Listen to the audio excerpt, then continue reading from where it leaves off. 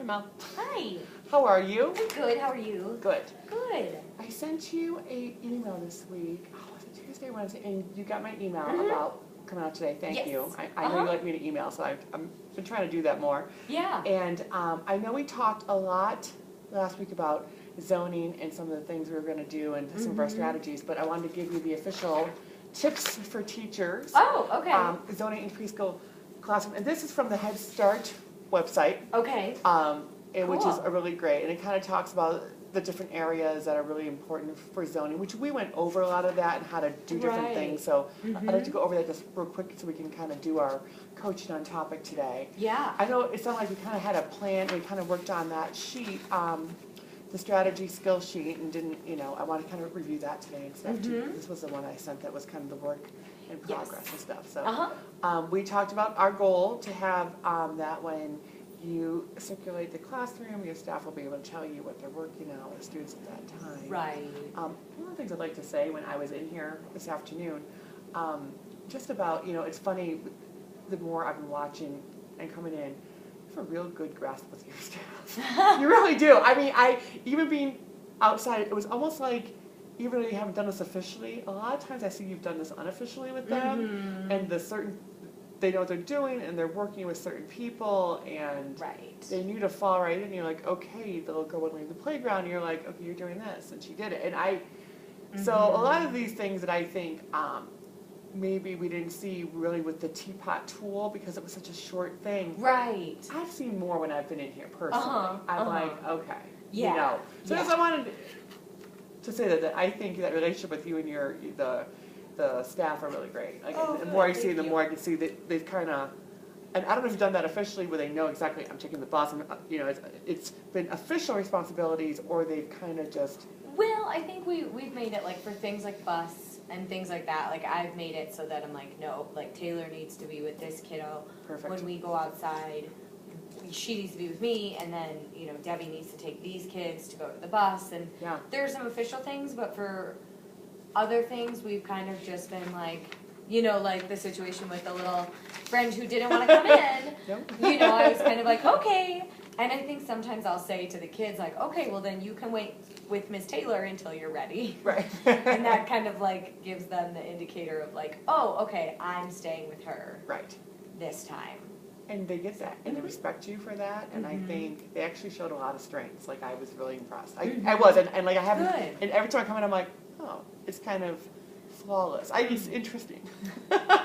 It's great. I don't know about flawless. I don't know, but because as in teaching, as in life, like when the door was locked, and we all had to kind of, you kind of like, okay, the door is locked, what are we going to do? Yeah, what are we going to do? And I think between you and your staff, because you can tell you have a really good, I can tell you have a really good relationship with that.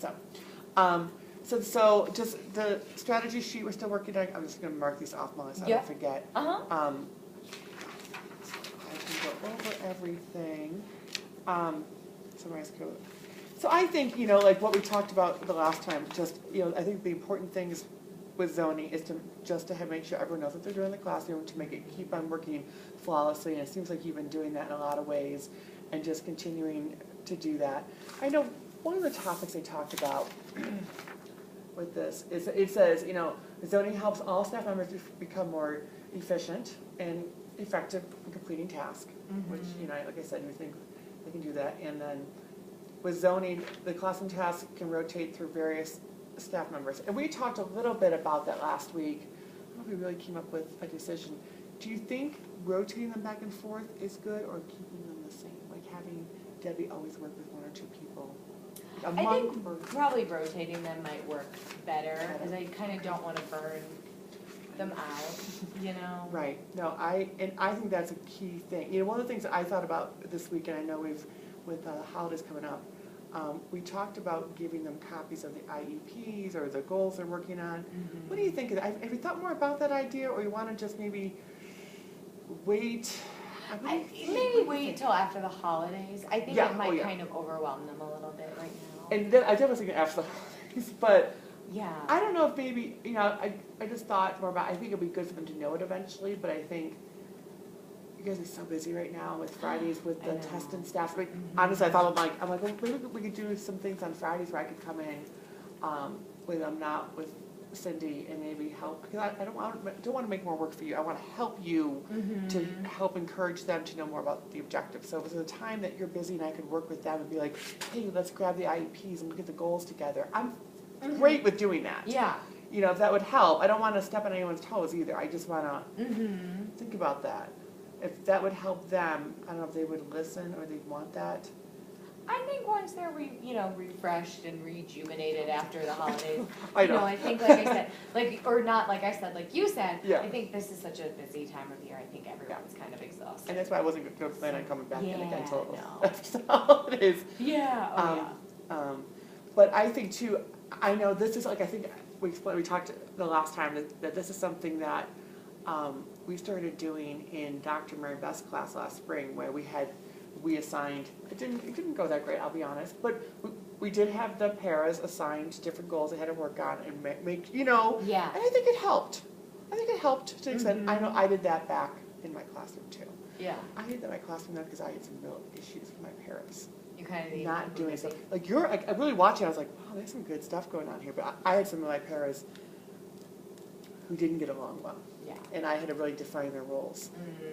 And it helped with subs. It helped when I was out for a sub to know what to expect. But, those are things that did help me. But like I said, I think your team really and I jives. think they've really stepped it up too. I think they've noticed, like, because the mild moderate's been out, I've been sitting in on so many IEPs. I didn't get to eat at all today. I know. Like breakfast or lunch. I would have brought you lunch too. No, I'm sorry. well, and like God knows them, they brought me lunch. You Yeah. know, like I think they're being so like sweet and seeing like everyone is tired, so we all need to take our share of the work, and they are really pulling their weight and being fantastic. Good. You know. Good. No, I thought, I think they're very adaptable. Like I know we talked about, in a perfect world, when there's like 16 kids in the room, you have 4, 4, and 4, so you each have 4 goals. However, you have some children who have more specific needs. Right. So you might have one person with 2 people or 1. And that's fine. Like I said, we can work that in, and that's because that child's learning needs and demands are much more intensive. So I think we just work that in. I think whatever you want to do, we just kind of get that going. I think, and I know maybe trading that responsibility off of that intensive child might help, like you said, give a break. Yeah, totally. Yeah. I think that'd be great. So let me just look at this real quick. There's a couple other things on this. So, and one of the real strengths of zoning is to limit the amount of time that children are waiting or off task. Like, for example, today when you had to go down the hall and you asked us to bring the children in, and of course you didn't just sit there, you had us do the singing song, which is perfect, So I think because you're so good at doing that, they are seeing that more. Right. And they will act on that more independently. But if we can just ensure that happens, I think that's going to be great. Some of the zoning things they talk about, this is like a list, I don't it's so great in my eyes, but. I know, I'm sorry. No, it's fine. It says, is the classroom organized in a way that helps children understand the expectations in various learning centers? What do you think of that one? I've wondered about like whether or not, because I mean I think they're doing really well with the system of like there's only a certain amount of friends in a center, and you have to move your name. Which I love. Yeah. I think one of the expectations that they're still really working on is cleaning up before they move. Yeah. And I wondered about whether or not I should have a kid model, like taking toys out, playing with toys, putting toys away, like a 3-step, to like put it like a picture in every center of like, this is how I play here.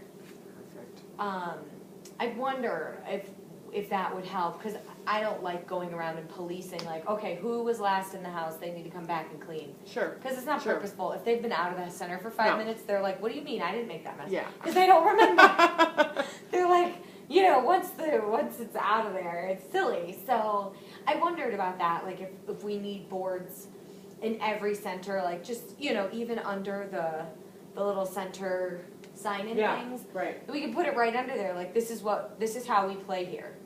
Like we take toys out, we use the toys, we clean up our toys, And that way you guys can all be more effective in what you're working on with your centers. You have to worry about policing them. And empowering those students. Yeah, because idea. they've really got, there's still some kids who are really working on you know, and I think they're probably gonna continue to work on understanding the system for the rest of the year, so I'm not as concerned about them. No.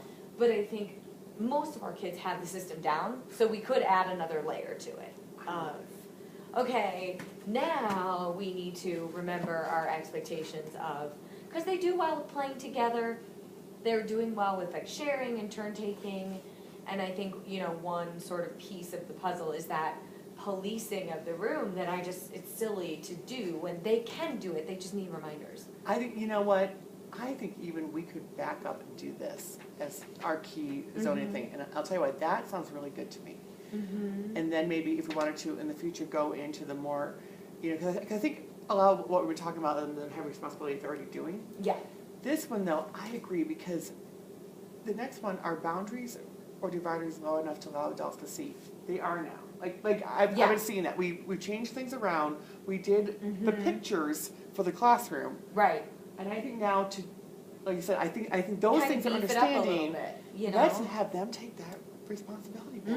I think it's a great idea. Yeah, I think that might be the next step. I do too. That might help you to just encourage them to, again, take responsibility, get things cleaned up, and, you know, so people don't have to be policing them. And it's funny, like if kids don't move their names, or they go to a center and they didn't bring their name, or they can see that there's 5 kids at a center when there should only be 4. I mean, they police each other, which is fantastic. It's fabulous. They're so good at it. They'll be like, no, too many friends. Like, they're really good at it. So I think if we could add that extra layer of expectation on, there are lots of kids in the room that I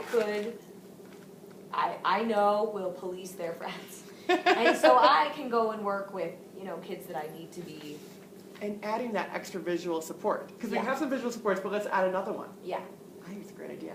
I think we should back up and do that. Yeah, no, I think that'd be great, and we can have one of the kids, like, we can do it in each center, like, we can switch, you know, have a different kid. Perfect. And just have them model. So going back, I know, sorry. No. I think this is a great idea. Going back to our strategy skill set tool, so we're going to change it a little bit then. We're going to change it. So what then do you think we should have as our measurable goal? Because I think that's great. What do you think if that's going to be what we're going to work on? Right. My overarching goal for them for the year is to be completely independent with center times. That they know to move their name, they know how to play in the center, they know to clean up. Like, I think just being independent in terms of their movement around the room. So I don't know how we could phrase that, but you know what I mean? Like, completing a 3-step process, like getting their name, staying in a center, completing a task that they choose, cleaning, and cleaning up after themselves. Yeah. You know? What if we said the majority of, because we're not going to have all the children, like you said, there are some children that have little different needs, and we can revise things a little bit to meet those needs too. Right. We can say we do goals like the majority of Molly's children will complete, we can call it the 3-step process or something. Yeah. Will independently complete or something, but I'm just taking all notes here. Yeah. Complete a 3-step center process. Yeah. Independently. Yeah. Using visual prompting. Yep, using visual prompting. I think that's great. And that way, then maybe what we can do then after break is we can do a little, do a little modeling with your parents, and then we can do a lesson and model what we want them to do. I think it's great. I love it. I like this idea better. I think so. I think I do too. Idea. Because I think it actually puts more responsibility back on the kids as opposed to the adults. Yes. And I like that. Because I think these kids are capable of more responsibility. Yes, I do too. And I saw it today. Like I said, I mean, some of the interactions I saw with the kids and the staff, I was really impressed. I really was like, well, and the kids are so funny. Like, so we put water and soap in that. We had cornstarch and water here, so we kind of were doing like a sensory week. Yeah. And Debbie really had to stay with the cornstarch and water because that one's not very independent. No. But the soap and water, for the first day, we needed Taylor to be over there, Debbie to be here, and then I worked the room to make sure that. And now that water table, they police it themselves because they know there are 2 smocks and they know, Perfect. they've got it down. Like, Perfect. they know now how to handle it. So I think they're a group that with a little bit of modeling, they're used to taking responsibility. They're used to being told what to do and then follow, like having that adult support and then modeling it for their own friends. I think, You know. and I think if we can get the right kind of visuals in place for them, Mm-hmm. as how we want to address. I'm gonna cleaning close up. this is getting. Okay. Oh my goodness. I know. Maybe we can just get, so any ideas you had in mind of what kind of, do you want the same 3 pictures in every center? Do you want a new picture? Do you want? Well, I was thinking What do you to do the same idea, like the same 3-step process, but different to each, so that they can see the toys tool. in that center. Okay. So, and like for some, like the sensory table, we might have to modify because you don't really clean up. No. But with the water table, you put smock on, you play, Okay. you take smock off, Okay. you know. So backing up then, do you want to do a whole thing about what the expectations are at center, or just the cleanup? I would say kind of the expectations for all of cleanup, like, Perfect. or I'm sorry, all of center. So like I take them out, I play with them, I stay with, because I think sometimes too with our kids, and not all of them, there's probably just a few of them that will kind of like take something out and then go back and get something else. You know, they choose an activity and they don't sustain. And so many of them on their IEP goals were working on sustaining attention. Yeah, I think this is a perfect goal. Yeah, so, so having, like, I take toys out, I use them, and then I put them away when I'm done. What I'm gonna do over break a little bit is just find some different pictures. Maybe we can then meet again after break and just figure out what we wanna use. Yeah, Laminate and we stuff. can take pictures of these kids even. Would that be better, do you think? I don't know. I mean, It might be. it might be to have pictures of their own friends. Okay. Why don't I plan on coming in actual? Cause, and then it's like their actual materials in this classroom Okay. too. I love it. I think it's great, and I think they're gonna own it. And I think then, like you said, it's gonna go back to, what we Yeah. really have to do. Let's stop here. Okay, I'm gonna come back, like I said, after break, yeah, and take some pictures of one afternoon, and then we can sit down and do the strategies, skill set. And I think if we put them up, if we do a lesson, I think they're gonna get it. I think so too. And having the paras on board and showing them again, I think, like I said, I think that relationship is really developed with you guys, and I think it'll go great. I do something for you. What is it? And this is more, I know, it's not a Northwest card. Ah! This is something more than typical, like maybe Aw, it's that's how to make a friend. cute. So it's a little book, but I figured, I know we talked about maybe in the future doing more about, peer interaction. Yeah. And some like social emotional. I'm but still I'll wanting give to that do I need that give stop to you. and go Oh. behavior lesson. We could do that next time too? Yeah, That'd be I fun. really wanna do You that guys one. are so busy. We made a funny, like a list of like stop and go behaviors that Paras and I, it was really funny. Yeah. We were like, we gotta narrow this down. There's like 20 of each. We were like, maybe like 4. Yeah. Aw, this is cute. I also really liked, and it wasn't, remember at our letters training, they were talking about when they tattle, they go to the phone. The tattle tattling. phone. I really liked that idea. That is I never thought I would do that. cute. That was Miss Mo's idea, wasn't it? Yeah. I love that. I thought it was a really cute idea. That is a really cute idea, and it gets them practicing talking, Yeah. and they're hearing their own voice. Like, there's so many good things about it. So I'm gonna come in, not the first, on Monday, the 14th, and I'll probably come in like all afternoon, Oh, take yeah. pictures, and we'll, and I'll. Uh-huh. Okay.